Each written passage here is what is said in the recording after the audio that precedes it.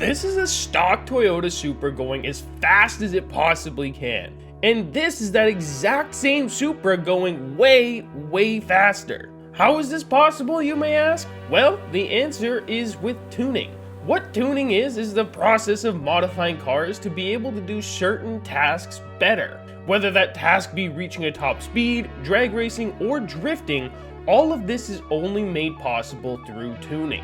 And today I'm going to take you through my journey of being the best tuner Forza has ever seen. It all started way back on Forza Horizon 4. This was the first Forza Horizon game I had ever played. It had just come out to Game Pass, so I figured I would go see what all the hype was about. And what I found was honestly a pretty fun game with a huge open map and almost any car you could dream of. It was super cool, and immediately I went through all the same stages one goes through when starting on a Forza game for the very first time, and stage 1 was to learn. I was completely new to the game, which meant I knew hardly anything. So the first thing I did was search up what the fastest car in the game was. The answer came back as being the Ferrari 599XX Evolution. That seemed easy enough, I thought, so I proceeded to go to the auction house and see just how much I was going to have to save up. Now, I wasn't too concerned with the price, but I was still assuming it would be around 5 million or even a little less, as the most expensive car I had seen up until then was a $2.2 million Bugatti. But boy, was I wrong. I got to the auction house and found the Ferrari 599XX Evolution and clicked search just to be met by a message that read, "No auctions available. Please try again later." I was new to the game. I had no idea what this meant. So I backed out of the auction and entered in again, just praying it was something wrong with my internet, and lo and behold, one appeared. Unfortunately, I was not going to be purchasing it. The price tag read out 20 million credits. So that meant it was now time to enter stage 2, which was trying to make as much money as possible. I spent the next couple of hours on YouTube watching guides, finding some okay ones, finding some that were just blatant lies. But then I finally came across something. I recognized the creator's name as AR12.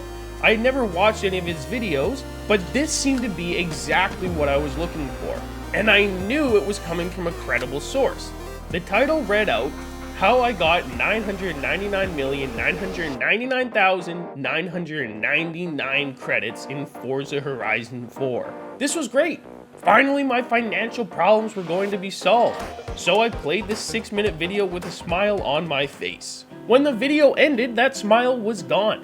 I thought I was going to be watching a guide, however, it was not a guide at all. The video was of AR12 talking about a hidden feature in the game. A hidden feature that, if unlocked, would allow you to sell any car you wanted for 20 million credits. Now, that wasn't what knocked the smile off my face. That was great news. But what knocked the smile off my face was the process of which you had to go through to unlock this feature.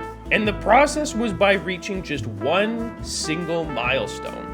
And that milestone being becoming either a legendary tuner or a legendary painter. Now, I won't lie, I am by no means the most creative individual, and I certainly can't do art. So that left me with just one other option, to become a legendary tuner. Now, the process of becoming a legendary tuner is long. What it requires is that an individual has their tune downloaded by players 50,000 or more times. Now, it does keep track of your total tune downloads, so if one of your tunes has been downloaded 10,000 times and a different one has been downloaded 5,000 times, then you would be at 15,000 out of 50,000. So obviously, the more tunes you have up, the more likely you are to get more downloads. I had one major problem, however, and that problem being, this is now year 3 of Forza Horizon 4's lifespan, which meant there were not very many people still playing.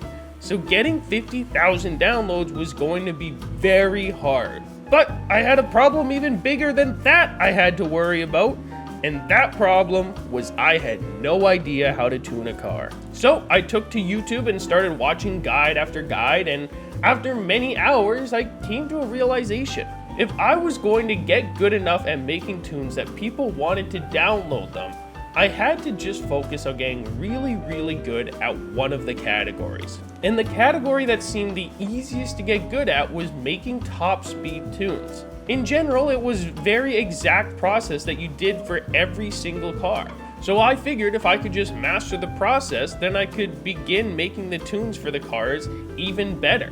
So that's exactly what I did. This went on for a couple weeks. I would follow the process on a certain car, I would make it a tiny bit better, and I would get the tune uploaded. The problem was though, nobody was downloading them. Over the 15 different tunes I had uploaded, I only had 30 downloads, and at least 15 of those were me telling my friends to do so. This seemed like it was going to be impossible.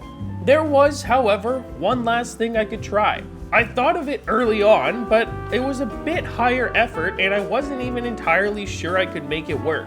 But at this point, I had tried everything else and none of that had worked. And my last idea was to record clips of myself using my tunes, hitting top speeds, and uploading them to TikTok, hoping the right people would see it and try my tunes. So that's exactly what I did. I recorded myself hitting the top speed using the Shelby 1000 Mustang as it had just released, uploaded it with some cool music to TikTok, and put my tune code at the bottom of the screen, then went to sleep.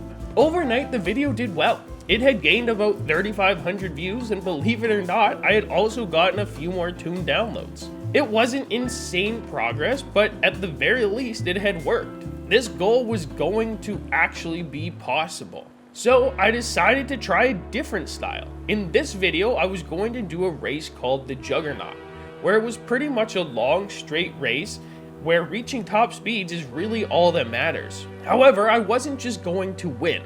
That wasn't exciting enough. Instead, I was going to give them a head start, catch up, and then win. So that's exactly what I did. I recorded myself in my fastest car using my best tune, uploaded it, and waited. And I did not have to wait long for the views to come flooding in.